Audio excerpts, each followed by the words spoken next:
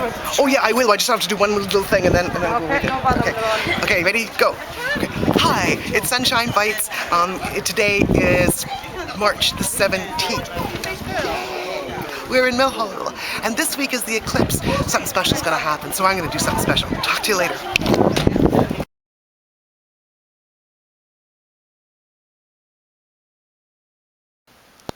The Persimmon Tree by Marjorie Bernard, written in 1946. I saw the spring come once, and I won't forget it. Only once. I had been ill all winter and I was recovering. There was no more pain, no more treatments or visits to the doctor. The face that looked back at me in my old silver mirror was the face of a woman who had escaped. I had only to build up my strength. For that, I wanted to be alone, an old and a natural impulse. I had been out of things for quite a long while, and the effort of returning was still too great. My mind was transparent and tender as new skin. Everything that happened, even the commonest thing, seemed to be happening for the first time, and had a delicate, hollow ring like music played in an empty auditorium. I took a flat on a quiet blind street lined with English trees.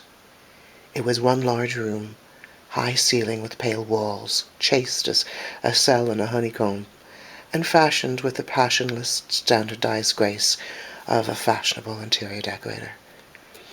It had the afternoon sun, which I preferred, because I like my mornings shadowy and cool, the relaxed end of a night prolonged as far as possible. When I arrived, the trees were bare against the lilac dusk. There was a block of flats opposite, discreet, well-tended with a wide entrance. At night it lifted its oblongs of rose and golden-coloured light far up into the sky. One of its windows was immediately opposite mine. I noticed that it was always kept shut against the air. The street was wide, but because it was so quiet, the window seemed near. I was glad to see it was always shut, because I spent a good deal of time at my window, and it was the only one that might have overlooked me and flawed my privacy. I liked the room from the first. It was a shell that fitted without touching me. The afternoon sun threw the shadow of a tree onto my light wall, and it was in that shadow that I first noticed the bare twigs were beginning to swell with buds. A watercolor, pretty and innocuous, hung on that wall. One day I asked the silent woman who served me to take it down.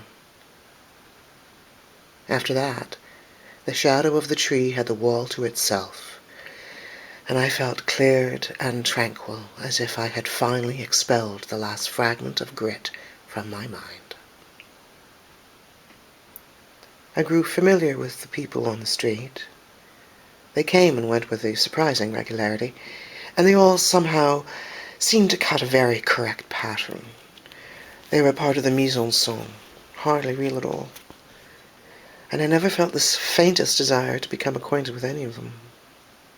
There was one woman I had noticed, about my own age. She lived over the way. She had been beautiful, I thought, and was still handsome with a fine tall figure. She always wore dark clothes, tailor-made, and there was reserve in her every movement.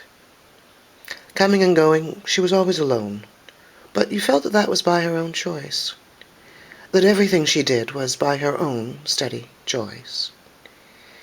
She walked up the steps so firmly and vanished so resolutely into the discreet muteness of the building opposite that I felt a very faint, envy of anyone who appeared to have her life so perfectly under control. There was a day much warmer than any we had had, a still, warm, milky day. As soon as I had got up, I noticed that the window opposite was open a few inches. Spring comes to the careful heart, I thought. And the next morning, not only was the window open, but there was a row of persimmons, set out carefully and precisely on the sill to ripen in the sun. Shaped like a young woman's breast, their deep, rich, golden-orange color seemed just the right highlight that the morning spring tranquility needed. It was almost a shock for me to see them there. I remember at home, when I was a child, there was a grove of persimmon trees down one side of the house. In the autumn they blazed deep red, taking your breath away. They cast a rosy light into rooms on that side of the house, as if fire was burning outside. Then the leaves fell, and left the pointed, dark gold fruit clinging to the bare branches. They never lost their strangeness, magical, Hesperidian trees. When I saw the fire-bird dance, my heart moved painfully because I remembered the persimmons in the early morning against the dark windbreak of the loquats. Why did I always think of autumn and springtime? Persimmons belonged to the autumn, and this was the spring. I went to the window to look again. Yes, they were there. They were real. I had not imagined them. Autumn fruit warming to a ripe transparency in the spring sunshine. They must have come expensively packed in sawdust from California or lain away in all winter in storage. Fruit out of season. It was later in the day, when the sun had left the sill, that I saw the window open and a hand come out to gather the persimmons. I saw a woman's figure against the curtains. She lived there. It was her window, opposite mine. Often now the window was open. That in itself was like a breaking of a bud. A bowl of thick cream pottery, shaped like a boat, appeared upon the sill. It was planted, I think, with bulbs. She used to water it with one of those tiny, long-sprouted, hand-painted cans that you use for refilling vases, and I saw her gingerly loosening the soil with a silver table fork. She didn't look up or across the street. Not once. Sometimes on my leisurely walks, I passed her on the street. I knew her quite well now. The texture of her skin, her hands, the set of her clothes, her movements. The way you know people when you are sure that you will never be put to the test of speaking to them. I could have found out her name quite easily. I had only to walk into the vestibule of her block and read it on the list of tenants, or consult the visiting card on her door. I never did. She was a lonely woman, and so was I. That was a barrier, not a link. Lonely women have something to guard. I was not exactly lonely. I had stood my life on the shelf, that was all. I could have had a dozen friends all around me, all day long.